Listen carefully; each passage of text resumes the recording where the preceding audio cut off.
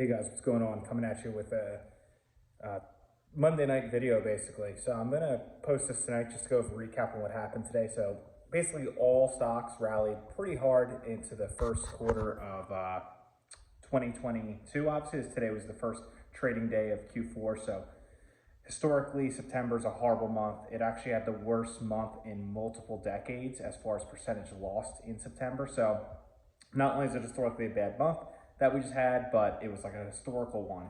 So I think the S&P lost double digits, way into like I think 12 or 13%, which is crazy. So what I did last month, I was just dollar cost averaging. I was buying Shopify, Meta, Palantir. I think those were the three I was really focused on. PayPal I did love, and it was off. It's floating around 100, went to 95, 90, but my position's so big in PayPal already. I wasn't really focusing on that too much. So I don't like getting over leveraged in anything personally. So I like keeping my top 5 positions pretty proportional to each other. So that's why I didn't really focus on PayPal. PayPal was another good one last month. So I think it's still in the high 80s, maybe low 90s right now. So it was funny. There's a lot of analysts on just on CNBC and stuff like that talking today where they were so bearish 3-4 weeks ago, and now they're kind of walking their statements back, kind of flipping 180s, being like, well, Nails, if you're a long-term investor, good time to buy this is not. Well, I mean, the market just rallied 3-4 points like the indices today. So I just find it really funny that they make it sound like it's the end of the world and it's going to be bad for a quarter or two more, so we should bring it to spring, and now they're saying 3 weeks later, oh, it's a good time to buy. It's just very funny to me how things like that work. Another example is I remember in July when we hit the bottom, the market lows basically, or we tested them recently, but when we hit market lows, PayPal was $75, $78 and I was buying it like crazy. Come August, some analysts came out, I forget which one it was, but they were like, oh yeah, PayPal's a good buy under 100. We're adding to our position. We started a new position right now. It was like $98 and $99, but like at $75 or $80, you were saying it's a horrible buy and it's got more to fall. The S&P is going to fall to 3,000 or 3,200, which it could happen, sure, but things really aren't looking like that. If you look at all the indicators, sentiments at all-time lows, the 5-year break-evens going down, which is a good sign for inflation that lags, or if the 5-year break-even goes down, it basically means inflation is going to most likely follow in a couple months. Container costs are going down. Inflation obviously has, still high, but, the Fed's really getting aggressive hiking. Auto sales are down. Housing is pulling back. Everything, like if you go on Auto Trader, go on Zillow, if you look around, like just even in your area, you might be a little more familiar with that demographic. You'll probably see a reduction of houses. Things aren't going to go for asking over anymore. And if they are right now, they're getting really lucky and they're the last ones to get it. So it's just really funny to see, how things are really turning, and they're turning quick. I think the Fed is going to over tighten and we're going to go into a deflationary environment probably Q2 next year, in my opinion. So as far as a shareholder, that's, as far as like equities and stocks, it's a very exciting time to buy right now, because this is like, if you missed the COVID thing or you look back on it, you're like, man, I was really scared. I wish I bought more, or, whatever. Like now is your opportunity to really, you get that second chance, and we might not have an opportunity like this for years and years and years to come. We could not, barring anything crazy with the war, Russia, Ukraine, or China and Taiwan, like bear anything crazy. I don't see the VIX hitting 40 or anything like that, which a lot of people are saying, oh, the VIX is at 40, we hit a true bottom. Like it's 30s is ridiculous. In a normal market, it sits around like 12 to 15.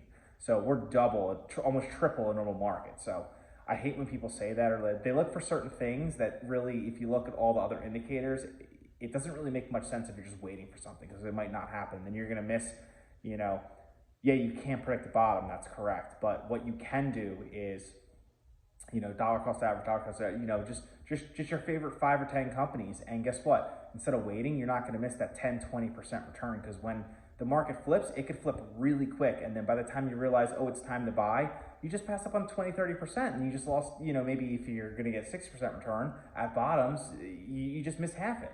And it could happen in a couple weeks, a day, a month. So it's silly, because I know the next rally we get, as we got a strong one today, we could be like, well, this is not real, or it's going to hit new lows, it's going to leg down again. But do we really know that? So it's just really funny to to see how Wall Street acts sometimes. And it's really silly. Like if you're a long-term investor and you're younger, like in your 20s, 30s, or 40s, it's really silly to just play those games and trade. Because, you know, if you look at all the great people in investing, like the really, really, really wealthy people, they never time tops and bottoms. They look at evaluations. If the valuations make sense, they buy. So right now, love Shopify, love Meta, love Palantir, love PayPal. Those are probably my 4 favorites right now. I do love Corsair still. That's one of my biggest positions. They're profitable. Gaming's going to have a real big turnaround, you know, in the coming years because, you know, they're coming off all the COVID stuff and all that where everyone's stuck at home. So, I mean, it makes sense. But I love Corsair. I really do. It's a great evaluation right now, in my opinion. So yes, that's kind of my thoughts. You know, obviously, crypto had a great day today. They were saying that you know, crypto is at a point where it could really hurt the dollar and really hurt, you know, basically the dollar, which is in a weird way, it's really good that's coming because that means the government's taking it serious, and if they take it serious, they're going to put regulations in.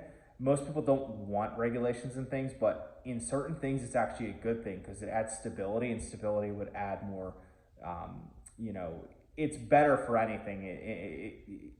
In the long run, it's better. It's going to make, you know, just digital assets a way better thing and safer. And you're going to see hedge funds, maybe ETFs down the road and stuff like that. So that's all really good. But, you know, I really think we're near a bottom. I don't know if we're at a bottom, and then also historically Q4 does great. So October, November, December historically has great returns, the strongest returns of the year if you're just looking at indices.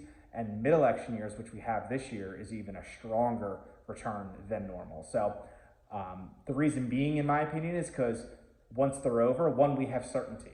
2, if the Republicans get the Senate or House or both, which is most likely going to happen, in my opinion, not playing politics sides, it's going to make everything a gridlock. So nothing's going to get to the president's desk, nothing will get passed, nothing will get changed. And really, you got to remember, the market loves that. They love certainty. So you know for the next 2 years, there's going to be no crazy bills getting passed. There's going to be no crazy things happening or anything like that. So the market loves the certainty. So the market's going to rally on that too when that happens, in my opinion. So there's just a lot of bullish indicators, in my opinion. And you know, and everyone has these earnings expectations of companies just falling apart, getting destroyed, and this and that.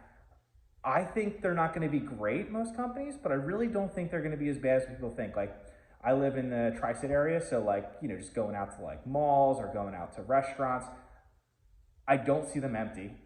You know, going to work and back every day, I don't see the roads empty. I see people spending money. I see people going out. I see people working. Like, things look pretty normal to me. I remember doing like the whole, like in 2020 when we had lockdowns and this and that, like, you know, obviously the Tri-State's a very blue area, right? So the restrictions were stricter than some other places. It looked like doomsday for like months. So like, if it looked like that, yeah, I could see that argument. So, but I don't see that. So like, I think people are just really freaking out. So as a long-term investor, I think the Fed's going to U-turn also in Q1, Q2 next year, maybe earlier, depending on how fast inflation falls and how bad things get as far as like interest and all that. But I feel really good about buying this month. I feel really good that we're off to a strong start. We might get a little bit of a pullback. We might not this week. Who knows? But yeah, I did not buy today, if anyone was wondering. But if I do buy, I will try to make more videos to let you know what I bought and how much I bought. But those are the big 4 that I'm looking at this month that I really like for the long term. So if you guys like this video, make sure you subscribe. I'm trying to get to 1,000 subs by the end of this month, which would be awesome. That's cool to see. So till later, peace.